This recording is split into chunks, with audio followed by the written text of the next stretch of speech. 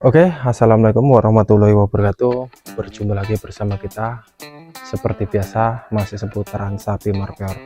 Dan kebetulan kita dapat sapi. Nah, kalau di daerah kita ini jenis sapi bless limosin atau gimana gitulah, karena setiap daerah kan beda-beda untuk namanya dan untuk penyebutan jenisnya. Dan di sini karena biasa kita fokusnya dagang, dan kebetulan kita dapat sapi yang memang agak sedikit kurus. Kalaupun kita jual lagi memang nggak dapat ataupun nggak jumpa, melainkan mau kita gemukkan. Tapi untuk proses pengemukan, nah kita di sini makan waktu 2-3 bulan, dan alhamdulillah yang sudah kita jalani selama ini ya durasi waktu 2-3 bulan alhamdulillah sudah gemuk. Dan ini penanganannya untuk sapi dengan bobot seperti ini. Ini nanti kita beri obat cacing, dan nggak lupa juga kita injek untuk antibiotik, nggak lupa juga kita injek untuk vitaminnya. Dan di sini sapi jenis seperti ini biasanya jauh lebih cepat digemukkan ketimbang sapi PO. Agak sedikit liar. Oke bolo, lanjut aja untuk proses pemberian obat cacing dan proses penginjekan. Mari ikutin bolo. Vitamin untuk sapi bukan hanya diberikan saat sakit, tapi juga ketika sehat. Suntikan vitamin membantu tubuh sapi tetap fit, nafsu makan meningkat, dan pakan bisa diserap lebih maksimal. Hasilnya, pertumbuhan bobot badan lebih cepat, sehingga program penggemukan berjalan lebih efektif dan menguntungkan. Selain itu, penginjeksian vitamin juga memperkuat daya tahan tubuh, sehingga sapi lebih tahan terhadap perubahan cuaca maupun stres di kandang. Dengan kondisi yang prima, proses penggemukan bisa berjalan lancar sampai masa panen. Selanjutnya, pemberian antibiotik dalam program penggemukan. Antibiotik juga bisa diberikan pada sapi yang tampak sehat sebagai langkah pencegahan agar tidak mudah terserang infeksi bakteri. Infeksi yang tidak terlihat, seperti pada saluran pencernaan atau pernapasan, bisa mengurangi nafsu makan dan memperlambat pertambahan bobot badan. Dan alhamdulillah sudah selesai untuk penginjekan. Tadi untuk vitaminnya kita beri 10 ml dan untuk antibiotiknya 10 ml, dan ini tinggal kita kasih obat cacing.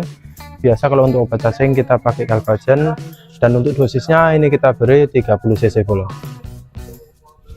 Pemberian obat cacing pada sapi sehat tetap sangat penting dalam program penggemukan. Meski tidak terlihat gejalanya, cacing di dalam pencernaan bisa mencuri nutrisi dari pakan yang seharusnya digunakan untuk pertumbuhan. Akibatnya, bobot badan sulit bertambah maksimal. Dengan pemberian obat cacing secara rutin, pencernaan sapi lebih bersih, nafsu makan meningkat, dan hasil penggemukan menjadi lebih cepat serta efisien. Setelah selesai pemberian obat cacing, karena sapi cenderung liar, owner memutuskan untuk memasang tali keluh agar lebih mudah untuk dikendalikan. Kita bersihkan pakai alkohol biar supaya steril bolo.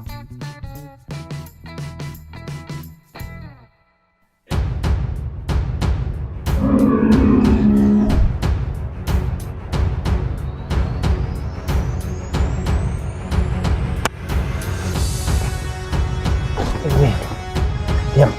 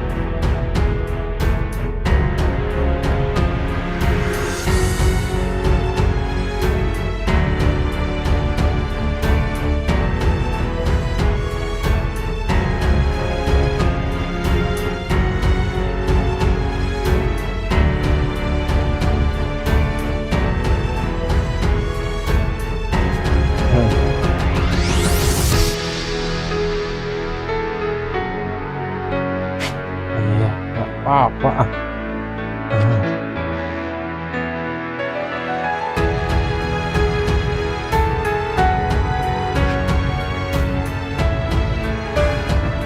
Nah, menyimpul mengikat tali keluh ini boleh, nggak boleh terlalu rapat, karena kalau dia terlalu rapat dia bisa mengurangi nafsu makannya atau agak memperlambat untuk proses pengemukan kalau tali keluhnya itu kencang ataupun terlalu rapat.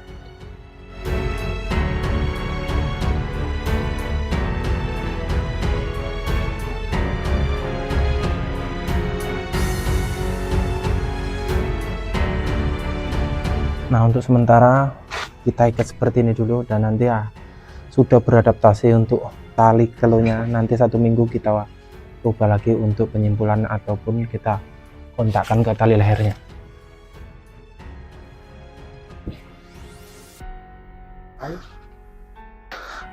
Dan alhamdulillah sudah selesai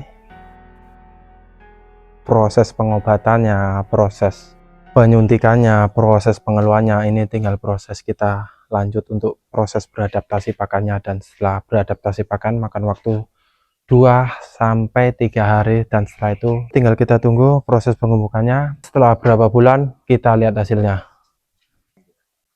Nah, untuk sapi jenis seperti ini untuk beradaptasi pakannya jauh lebih cepat ketimbang sapi-sapi PO ataupun sapi lokal. Dan kenapa kita bilang jauh lebih cepat, itu berdasarkan pengalaman yang sudah kita jalanin selama ini. Coba kita tengok dulu hasil keluarnya. Terkadang menurut kita pas, kurang rapat, menurut kita pas, kerapatan. Namanya juga tadi masih posisinya terikat seperti ini. Coba kita tengok dulu.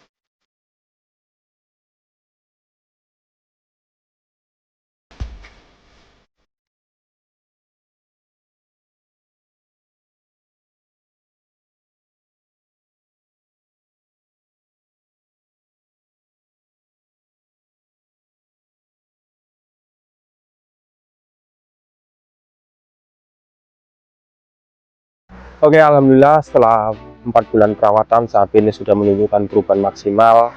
Dalam menjalani perawatan 4 bulan, sapi ini termasuk kategori dia gampang dirawat, artinya pemberian obat cacing 1 kali, pemberian vitamin 1 kali tanpa kita beri jamu-jamuan. Nah, ini untuk perubahannya dia selalu stabil untuk setiap bulannya. Ada juga sapi ketika kita rawat berjalan 2 bulan, itu kalau untuk porsi pakannya naik turun. Sedangkan sapi yang ini dia stabil. Dari mulai bulan kedua, ketiga sampai bulan 4, nah itu nggak ada masalah sama sekali, nggak ada penurunan, makanya hasilnya maksimal. Dan itulah pentingnya ketika kita memilih bibit jenis blast seperti ini, beda sama sapi lokalan PO.